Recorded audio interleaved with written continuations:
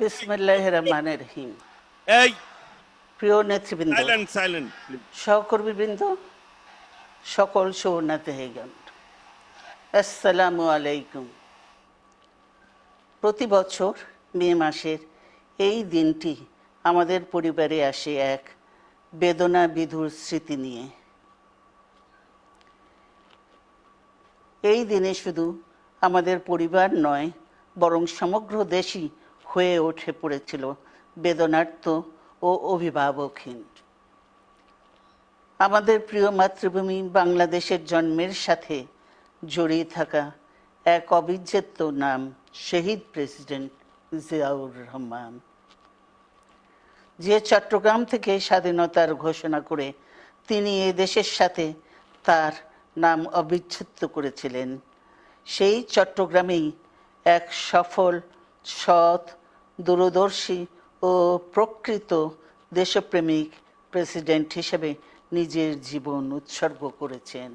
এদেশে গণতন্ত্র, স্বাধীনতা, সংবাদপত্র ও বিচার বিভাগের স্বাধীনতা, স্বনির্ভরতা ও উন্নয়ন এবং নিজস্ব জাতীয়তাবাদ সৃষ্টির অনন্য রূপকার শহীদ জিয়া, যে গণতন্ত্র প্রতিষ্ঠা আর সার্বভৌমত্ব রক্ষার লড়াইয়ে তিনি শাহাদাত বরণ করেছেন, সেই গণতন্ত্র নিরবচ্ছিন্ন যাত্রা আজও বাধাগ্রস্ত হচ্ছে প্রতি পদে পদে।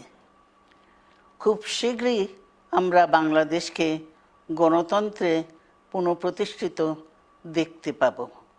এই হোক শহীদ জিয়ার শাহাদাত বার্ষিকীতে আমাদের অঙ্গীকার। এই লক্ষ্যে সুশৃঙ্খলভাবে এগিয়ে চলার জন্য আমি বিএনপির সকল পর্যায়ের নেতা কর্মী ও দেশবাসীর প্রতি আহ্বান জানাচ্ছি।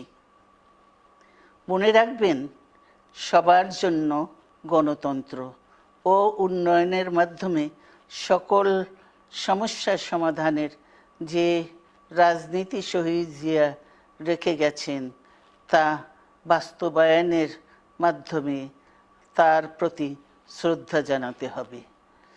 আমরা তার বিদায়ী আত্মার মাগফিরাত কামনা করছি। আল্লাহ হাফেজ। বাংলাদেশ জিন্দাবাদ।